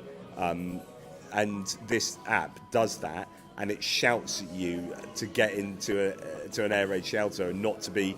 Is it complacency will be the death of you type thing or something like that? It was like it's not quite like that, but it really, Unsubtle, yeah. But I was in the middle of doing my video and that came up, and actually it was really good for my viewers to hear that, and then you could hear the air raid sirens outdoors, and that was in the daytime. That was what midday today. Air raid sirens are going off. man, when you left the stream, when you, Jonathan Fink, and Claire, when you left the stream, Aziza connected in about 10 minutes. We were streaming with her for 2 more hours until 3 a.m. And somewhere around 2 a.m., I do this. Rollers could hear it, a huge explosion in the sky. You heard that one? Yeah, too? we heard the alarm. I sort of decided to snooze off again, and then the most massive bang. Yeah. And of course, we were on I didn't hear that. Maidan Square, and of course, the sound echoes all around the buildings. It was freaking. I must have been out cold then, but I did hear some the night after some anti-aircraft fire at whatever they were going for, and then by the time I waddled to the window, the anti-aircraft gun had stopped, but there was a searchlight going still. Yes, so. yes, that was it. That was the moment. Yeah. Oh, So- really? That was the moment. Yeah. Rollers could hear it through my microphone. It was so loud that it was heard, so people heard that. And also, as I said on the stream, it's good that they heard it. They can understand our reality better. Not only air raid sirens, but really adrenaline boosting explosions can happen either in the night or during the day. We've been talking for 3 years about this. We've been talking for 3 years about the injustice of it. But nothing prepares you for the idea of see people live their normal lives, wanting to live peacefully, work hard, make things clean, neat, tidy, eat nice food, and yet every day in, day out, sirens and explosions. It's the sheer insanity of that. And yet we are here and in Lviv, so far from the front line. Yeah, and I'm not sure I actually felt it, really felt that idea, no matter how many times I said it, until you're actually seeing it. Yeah, absolutely. I mean, you can be forgiven for thinking the war is happening to a different country sometimes when you're in, say, Lviv, when you're in Kiev and you're going to a cafe and you're getting a beautiful cake and you're sitting down and having a coffee. This is normal life as it should be. And then, you will get an air raid siren, or, outside you'll see people in army fatigues and, so on and so forth. But, we are far away enough from the front line where you can, think that the war is happening somewhere else. And that is an issue I think the Ukrainians kind of have to deal with, and there maybe are many Ukrainians who don't feel it as much as they should, because they are far away from the front Well, line. that's the other one that struck me. Really strong impression, which I hadn't expected, because there's a lot of things, you see videos and you expect, but one of the things that just jumped out. So we travelled up the Zhytomyr highway out towards, Butcher out there and some of the villages. I didn't expect there to be so many buildings destroyed, like little restaurants, sort of thing. But there's something in common. My hosts are pointing out to me that building was a lovely restaurant. That building was really cozy. That was a hotel. There's a pattern here. They destroyed nice things, not just randomly shooting things up. They destroyed nice things. Why? Because they don't have nice things, and they never will have nice things, and they don't see why Ukrainians should have nice things. Specify that you're talking about Russians, because it's saying Russians here, yeah. they. Yeah, and I'll add to that because that was a day where we did separate things until we met up in the evening, and we travelled the same kind of area. We did Irpin, Bucha, and Borodyanka, and all three, there were signs of all of that. But one particular place was one of the sites of one of the many Banksies we saw on that day. We saw 4 Banksies, although I think one of them isn't. One had been taken away and was a kind of replica, not the original. But anyway, that's by the by.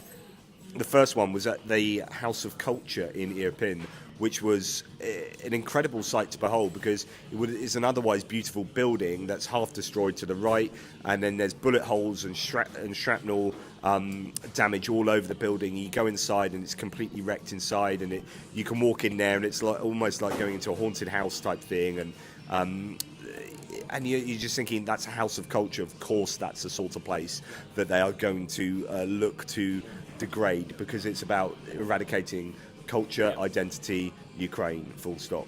In fact, the House of Culture we went into, which wasn't damaged as such, but there was a library attached to it.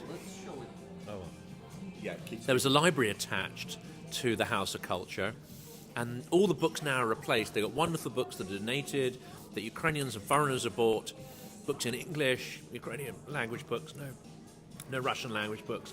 But they said when they came back to the library, all the books had purposely been desecrated, destroyed, burnt. So they left the building alone, but it also tells you something about it. There's zero tolerance for Ukrainian culture, language, literacy. Extraordinarily perverse. Who was I listening to recently where they were talking about a Vyshyvanka? Was it Yaroslava? Yaroslava talking about it. Yeah, about someone who had a museum down. I don't know if it's in Kherson or Zaporizhia Oblast.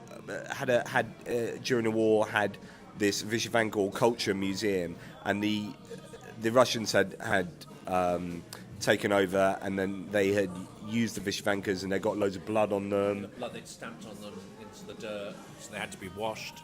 And then she, lovingly sort of washed them and then got them back. And then it was flooded in a Novokakovka dam explosion. And then she had to go through the same process again to get these poor Vyshyvankas. Yeah, cleaning them from all the flood water. And then I think she had taken them away around on maybe some took them on tour. Yeah. So these are late 19th century, early 20th century Vyshyvankas. Very rare. Which are, for the viewers who don't know, they are the many of you will know, but the Ukrainian traditional shirt, traditional garb, and that's Rick's Vyshyvanka. And careful, because he might start undoing his shirt or something. I don't know what's going on. But anyway, yes. So that was just another one of those little anecdotes that you hear on the road of what people have experienced going through this war. The other thing that shocked me, and it's the little things that you haven't seen in media, you haven't necessarily seen discussed on programs. It was the fact that there were so many places in the villages and in the wooded areas that we travelled through around these villages that still had, they're cordoned off, and they have red skull and crossbones signs. Basically, there's either unexploded ordnance or they're still mined.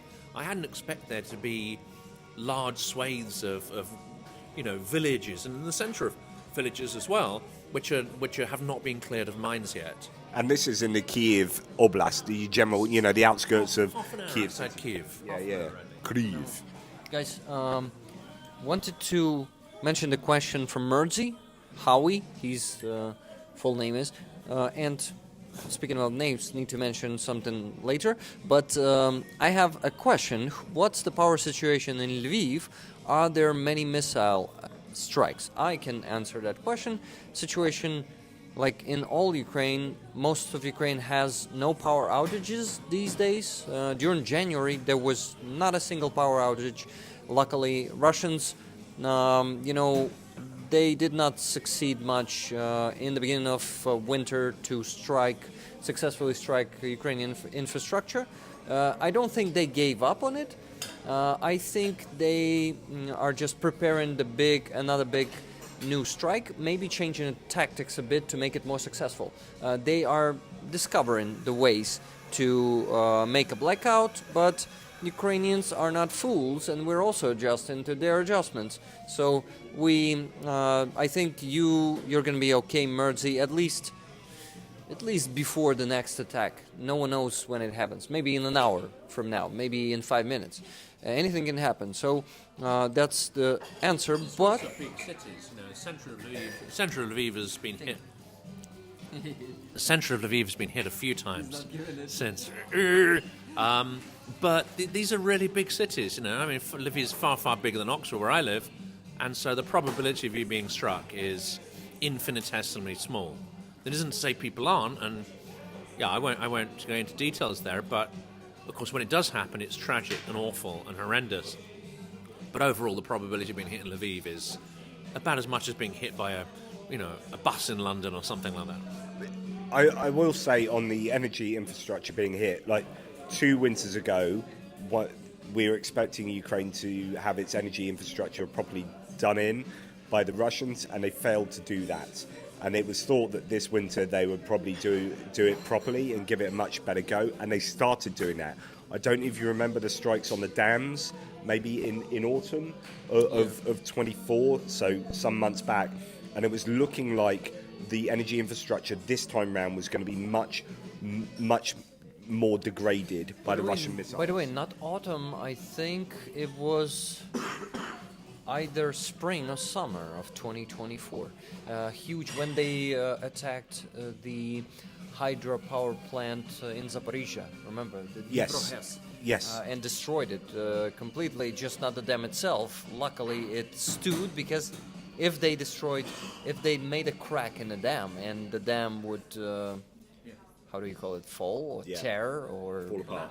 collapse, then it might be another biological catastrophe here in Ukraine. Absolutely. They tried. Yeah. Yeah, and so what we're thinking is that was laying up for the winter where they'll be continuing to do that and go really hard.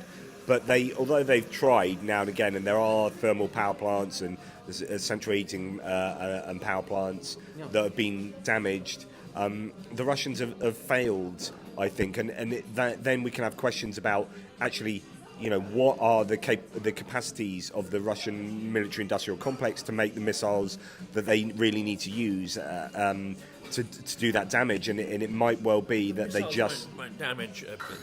From what I've read, missiles won't actually damage a concrete structure like that that's designed to withstand a lot more forces. Some of them can do it, but that Zaporizhia one, there was some damage done, but in general, there are some that say they are designed to withstand nuclear missiles or whatever. But there's an even more pernicious thing which I read about that, and that is that from Chernobyl, a lot of the water, obviously the radiation is, or radioactive substances are quite dilute when they go into the water, but now it's been however many, 2 decades, and a lot of those radioactive substances actually collect in the silt. So the concentration starts to build up in the silt on the reservoirs. So if they've blown the dam, it's not just flooding, it's also going to release a lot of potentially concentrated radioactive nastiness as well. They know that. This was the intent, I believe, behind it. Yeah, interesting. And so my broader point before is... you begin, Yeah. Before you begin, let's make It's just the going to final... end, actually. Let's make the final push for fundraising today, guys, because the last donation I received, the one from Tune Ottoson, was already 24 minutes ago, and no one donated after that. Can you imagine? We've been talking too much. Too much talking. This flag is on the raffle today, guys, for the separate presidential brigade. Beautiful purple one. Okay, let's count once again. 5 on this. No, 2, 3. Is that one? That's a signature. It's one, I That's guess. 2. That maybe this one is failed, and Sure, yeah, he's rubbed it out. does it look the same? It does look similar, yeah. Okay, so 5 on this side and 4. No, 1, 2, 3, 4, 5. 10 of them, still 10. 10 signatures of soldiers, guys. We helped them, and they've given me this flag to raffle it to make more money for Ukrainian army. That's how it works. It's a cycle. I always raise funds, then ask for a flag and patches, and invest. Come on, cough up. This is good. I wanted to ask you, Rick, do you approach battalions, or are the battalions now aware of your work? Do they approach you and say, right, we've got this flag, we've got this patch? How does that sort of communication No, it doesn't work like that. They approach with only a request for equipment. And the flag is something that I ask only after we help them. Because I think we don't deserve any flag or patch before we help the unit. That's my approach. So usually I just raise for other units with the stuff from the units I get, you see. Ponzi scheme, yeah. Yeah, but sometimes if I have many requests from one unit, for example, small requests that I can fit in without standing in line, because the big fundraisers are standing in line, but the small fundraisers, if they need something around $1,000, I can actually fit into a week without standing in line. But to be honest, there's already a line for the small requests. And then you've got trust, and you've got extraordinary trust. And I guess you then say to them, look, if you've got anything you can auction, this will help the next guys. Yeah. That's how I do it. Super smart. Yeah. Thank you. So, yeah, I was the top salesman in occupation. I sold electronics, so gadgets, basically. Built some PCs. Also, I enjoyed that one a lot. Oh, when I built the PC myself, a new one finally, in September of 2024. Oh, there was such a nostalgia building that one. It's some kind of a tech perversion or something, like to have satisfaction from building PC. Not a perversion, that's normal. Okay, not a perversion. Guys, I'm not getting any orgasms of that, so you know. So it's not a perversion. Yes, you're right. Just like a... Granddad here doesn't know what to say. Okay, guys. So give me questions for these two fellas before we end. So we need to end in 9 minutes, and I'm still waiting for donations. You have 9 minutes to donate. No donations yet. This is great that we've only got 9 minutes because Grandad here needs to. I don't have my catheter fitted, and I need to make my way to the little boys' room. So yeah, that's good. You gonna head in 9 minutes, or you gonna disappear now? No, I'm going to wait it out. Okay. So guys, I think. Okay, I want you to sign me a flag, but I think you already signed me a flag. Once a year ago, yeah. Yeah, a year ago. So it's the same flag. I'll ask Jonathan Fink to sign my flag. I will sign the flag. My handwriting is pretty awful, but I will sign. Who cares? The main thing is the sign. Handwriting doesn't matter. Absolutely. The flag. It'd be interesting to see this actually because I wonder what I wrote. I wonder if I called you a legend. So apparently, I've done that once or twice. So search for yourself here. There are so many Ooh, Andrew signatures. Mikado. I can take it. Yep. Okay. Johnny FD. Yeah. Johnny FD. Johnny Yana. FD there. In memory of, I presume, in memory of those who give the ultimate sacrifice. Yeah. Yeah. Pete also. I can actually put it here. Oh, that's wonderful. Yeah. So maybe I didn't. Maybe you didn't like me. No. I remember the moment, and then there you signed me. So it should be there somewhere. Oh yeah, big love to my Ukrainian brother, brackets S brothers, Johnny ATP Geopolitics. Thank you. Oh, that's quite nice. I was obviously feeling generous. Nice. Thank you. And here's Pierre's. Look. Base. That is. Base UA. Base Love, UA. Peace. Love and peace, Pierre. Pierre, yeah. Oh, legend. Oh, there I did. I said it again. Pierre's gone already. I wanted to wink to him. Or something like that. Usually don't wink. I'm not a wink person, by the way. Are you a wink person?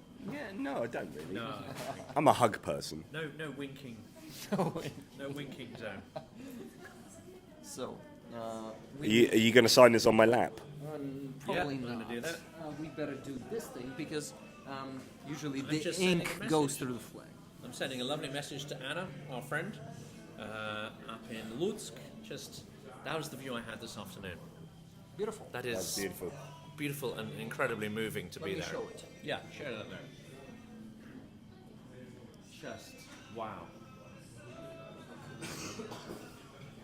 So, let's put this one here Yeah. and take whatever spot you see. Do fit for you know what, gents? If you take that, Also blue, you see people are signing on blue too. if you go on the hosting duties, I'm just going to just take a little break for a second. Yeah, do that, please. Go for it. Let's get this pen thing. Yep, already opened. It's already opened. Okay. Okay. Okay. He's okay. He's all right. JP is a legend. Traveling to Ukraine with MS is hard, but he is doing it great. Such a That is real. That is brave. He is. how do you say? I it? won't say that when He's he's a here. trooper. He's a trooper. He's a trooper.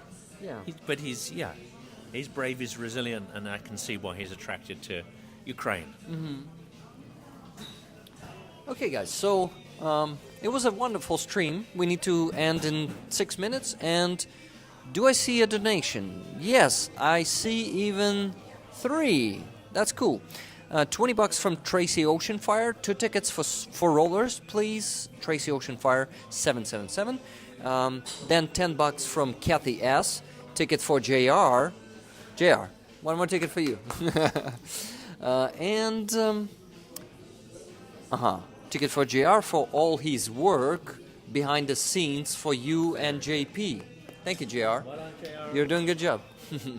And $10 from Darren Wogan. Buy the Jonathan's dinner. By Jonathan Dinner. Love it. I Love it. would like to do it tomorrow, Yeah. probably because tonight we don't have the ability to do that. I'll buy you this cake. What do you think? Oh, cakes. Yeah. Well, buy me the next cake. I've already because paid for this one. you Yeah, paid yeah. for this one. Okay. I'll buy you a This next is like cake. your scheme, isn't it? No, buy the next cake, not Yeah, the previous yeah. cake. Yeah, yeah.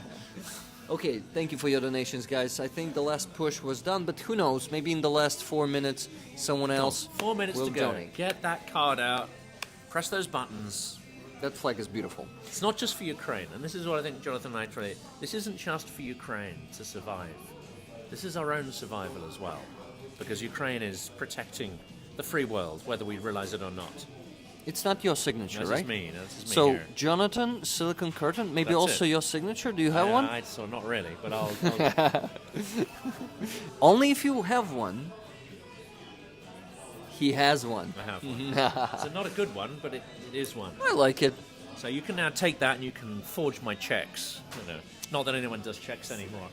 Let me make a photo real quick and Yeah. post it on our Discord channel. Fantastic, fantastic. This is amazing. Like sitting here, the first of hopefully many such trips. Yeah, I would always love to do this Yeah. again here. No, I can No? You wanna hang stand? over you like a bad smell. Well, the next trip I think will be Lviv. We've been invited to the Lviv Media Forum to be participants in that. And for anyone who's Ukrainian here, it'll probably make them smile. My friend Alexei Honcharенko has invited us to the Black Sea Forum. I know a lot of Ukrainians would be like, okay. Okay, 20 Canadian dollars super chat from Tanya Rindenko. Oh, Tanya Rintenko is awesome from Canada. She's in Canada. Tanya, thank you very much. Cool. I really see that you have Ukrainian roots. Thank you very much for this super chat. Guys, thank you for all the super chats and gifted memberships today. Not sure about the super stickers. By the way, when you were gone, gone there, we actually complimented you and I called you a trooper, and we agreed with Jonathan that you're a great guy and very... There's no evidence that I said that. We're very resilient. You can watch the recording and see if I'm lying or he's lying. Deepfake video. I disagree. I think the resilient people are these people around who have helped me get around the place and make sure I don't topple over. Right, here's a story today. I forgot this. So, because I can't walk very well, we wanted to go from the top of the funicular across to see some sights so we could look over the glass bridge. And I wouldn't be able to walk. It's about 500 meters. So Max's idea over there was like, you can get these Bolts electric scooters that you can just pick up. They're left around the city, and then wherever you pick them up, then you use them for however many minutes, and then put them down, and you leave them there. So he went and got an electric scooter, and we're like, I'm not sure this. The idea was originally I was going to go on it with him on the front, and I was going to hug him, and then he would drive me, but there wasn't enough space. And so I was like, I can do this, guys. So I was on top, and they were pushing me along to get enough speed. You got to get up to 4 kilometers an hour before it kicks in. And I could, because my balance is done with MS, but I could do it. And so we went around, and because you're kind of crouching a little bit, it actually makes your muscles kind of tense, and you're going for it. And I didn't fall off, and I was dismounting fine, and we did the whole thing. And I did this massive long run at the end, stopped, got off, and I was like, yes. And then I fell over. So I've done the whole thing. I didn't fall off this thing, was getting off it fine, and then finished the whole experience, stood off the thing, and then literally just fell over onto the pavement. And then people around like, oh my God, are you okay? Are you okay? And these guys came to pick me up, literally pick me up. And I was like, oh well, that's life. But I had some electric scooter experience today. Oh, guys. Actually, 4 more donations. 4 more. Oh my Excellent. God, $50 and 17 cents from Angelica B. Keep it anonymous. Oh shit. but I just said. Not recording this. But, yeah, no one's recording. So anyway, Dave there gave that. That was nice, Dave. Dave, Dave B. Thank you, Dave. So the comment says, "Keep it anonymous. I'm back from Sumy, now in Kyiv for a couple of days. Give the tickets to someone else. I'm the woman." Okay, I won't read further. Don't read further. Okay, but hugs. I think we met each other. Not sure though, but probably. $3 from Dark Oblation. Thank you very much, Dark Oblation. You get yourself a free ticket. Yeah, he had Holy Oblation before, then Dark Oblation. It was the third oblation, so I started calling him any oblation. And he said, no, it's every oblation. So This is from Philip Pullman, maybe. You know, the ablation board and Philip Pullman. Could well be. Yeah. and $10 from his wife.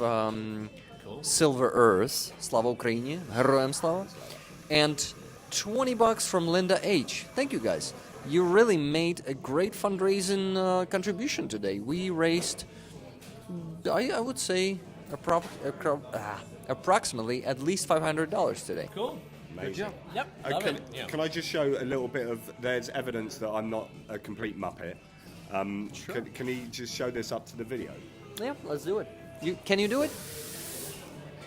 Awesome. This is evidence that I'm not completely useless, but I'm just mainly useless. Guys, I apologize for not addressing many questions to these gentlemen. Just not a gentleman, half gentleman, right?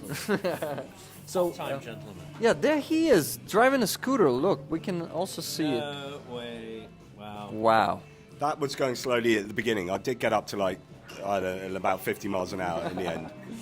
We've got to get memes out of that one. Look at him. Wow. That's him running. Look at him go. Yeah, that's a song by a British band, Idols. Maybe you've Right. heard. Idols, yeah. Yeah, they have a song where they sing. He sings the vocal, the lead singer. That's how you call them. He said he was singing. Look at him go. Do you remember that one from I from don't one of the latest albums? Yeah, I don't know the Idols that well, Oh, okay. actually. I should Okay. do, though. They're Spending pretty too cool. much time talking about Ukraine, me. Yeah, but I checked them like a year and a half ago. Anyway, I wanted to say that unfortunately we need to finish the stream right now Okay. and rush to the place where we're invited. I think it's a bit of a secret what dinner we're invited to because they try to keep the OPSEC and stuff like that. But anyway, guys, we're going there together, maybe separately in separate cars. Definitely, probably. Definitely, probably. Oh my god, that's a crazy English set of words. Set of English words. But We could strap Jonathan to the roof, but I think we probably need separate cars, yeah. so yeah, we're going there. I wanted to shake your hand and thank you for the signature on my flag. That's an honor. Thank you, Jonathan. Jonathan, thank you for signing it last year. And I want to give you this patch Oh, super cool. because This you're is- actually rolling Love it. together to victory with us. And you know what, guys? I will give a hug to both of you from all rollers. Yeah. Like that. Nice one. We had the mic here. Beautiful, beautiful thing. People could hear the rubbing there. The mic was there. Rubbing. A lot of rubbing. So yeah, that's it, guys. We're finishing. Thank you very much for being here. Thank you for donating and really speeding up the fundraiser this week. That's a big boost. And I owe it to you because you made the stream so great. Thank you, my guests, my Thank dear you. guests. Thanks for inviting us. Any Sunday, mate. We're here. Oh, it's not even Sunday. Tuesday. Any Tuesday. Next week. Yeah, if you're here, I would love to see you here. Do you know what I'd like to be? But no, I'll be back in the UK. You mean any Tuesday on your channel, or what do you mean? Well, I was hoping that I'd be here lots more Tuesdays, but it's not going to happen. Yeah, but next time you're here, we'll definitely do one. Absolutely. Okay, guys. Then I just need to say, live long, prosper, and donate to you rollers. You cannot do that one. Sorry. Maybe on the other hand. Oh, no, I was just This one. Oh, this one works. Look, it worked, guys. He can do it. Yeah. Live long and prosper. And donate. That's what I add in the end. Thank you guys, and Slava Ukraini. Bye. They are there.